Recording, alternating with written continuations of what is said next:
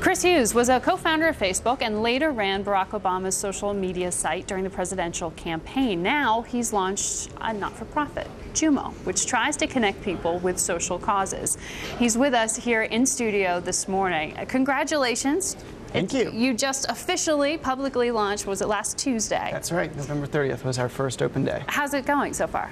It's going great. It's going great. You know, we've had an overwhelming number of people come out and sign up for Jumo with the intention of finding important projects and causes that they can relate to, and then hopefully connecting with their friends and connecting with the other people who care to build meaningful relationships. So what is the intention of the site? Is it to develop a following? Is it to market a charity? What is it? So we're trying to build a social network for the social sector. So the idea is that an everyday person should be able to find a project or a charity that's important to them. They should be able to follow it, just like they can follow friends on Facebook or follow anything else on the web. And they should be able to support it, whether that's volunteering, giving money, whatever is important to them. And somehow in 2010, even though we have so many great tools on the web, it's still hard to connect with the causes that are meaningful to you as a person. So Jumo fills that void. Now, we introduced this saying this is a not-for-profit. You do have some significant investors. You're one of them. Omidyar Network, the founder of eBay, of course. Knight Foundation. I mean, do you see this not necessarily becoming a for-profit, but becoming one of those self-sustaining businesses where you don't have to go out and fundraise, essentially? We hope so. I mean, we're not-for-profit because we're not trying to make money off of Jumo. We're trying to help charitable causes do their work better and help everyday people connect to them. So while we don't have a profit motive, we also want to be healthy financially, and so we are fortunate enough to have some great investors like the Omidyar Network, the Ford Foundation, the Knight Foundation, and we'll continue to grow as the site grows over time. So when you log on to Jumo, I was on the site last week, it's a little Facebook window does pop up in there. This is built off of the Facebook platforms. That's right. So we're built on a technology called Facebook Connect. So the idea is that instead of coming and creating a brand new profile and connecting with your friends all over again on Jumo, what you can do is you can log in with your Facebook username and your Facebook password. When you do that, you immediately connect to the friends that you have on Facebook, but on site at Jumo. So that way, hopefully, it makes the sign-up process as easy and streamlined as possible, so that anyone, whether they're 20 years old or 80 years old, can find a cause that's meaningful to them and really engage with it. Is Facebook directly involved? Mark Zuckerberg directly involved with this new venture of yours? Well, so Mark and I are still really close friends, and he's supportive of everything that what we're doing. But we don't have a formal relationship with Facebook in any way that any other one of the million sites out there who've integrated Facebook Connect. None of them have formal connections with Facebook either. And I think that's part of what Facebook is trying to do, which is power the social web and make it possible for applications like Jumo to be built on top of the platform, but for, in a lot of cases, very important causes. Part of the ecosystem that develops around that. Do you think, I mean, you're just getting into this new venture, but looking forward, I mean, do you see that as the path you'd want to go down with building on top of that platform with other ventures in the future?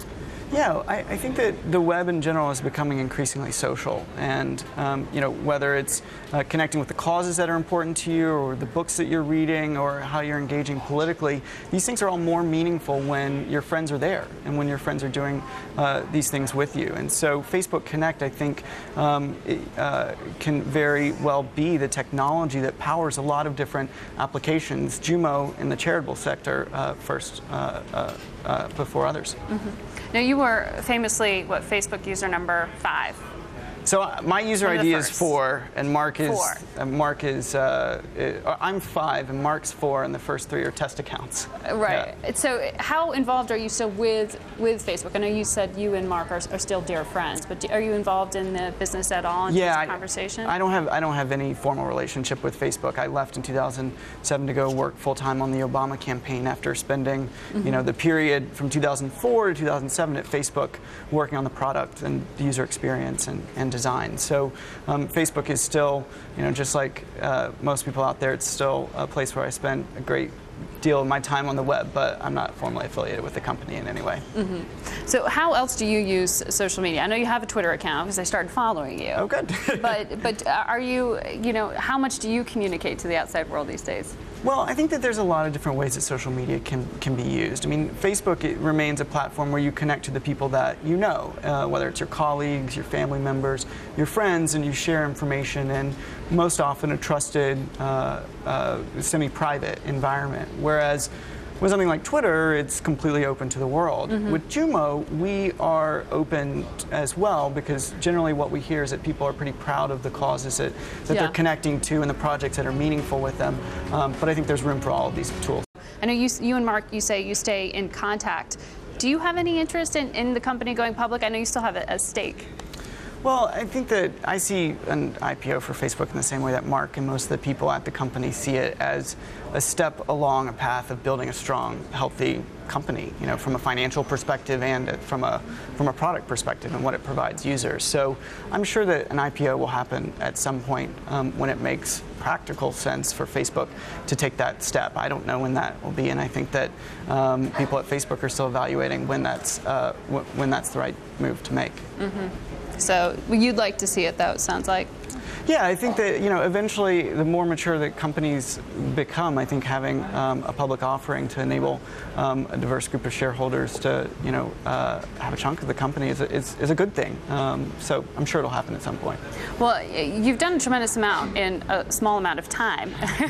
Because from Facebook, you went on to be very involved in the election of President Obama with his campaign there. In fact, you ran his social media campaign. And I want to bring up a full screen here of a cover of Fast Company. This is the kid who made Obama president. You're given a lot of credit for that work then. You think you'd be involved in a 2012 election in a similar role? Well, I should say I was not the kid who made Obama president. I think that was a headline that they came up with. You know, we had an incredible new media team on the Obama campaign from the candidate on down who really understood the value of technology and enabling everyday people to take control in a political campaign and to really form a grassroots movement. And so that was a really unique moment in American political history. I certainly hope that I have the opportunity to continue to advise, you know, Obama and the administration in general on how they're using new media, because thus far I think they've done a pretty good job.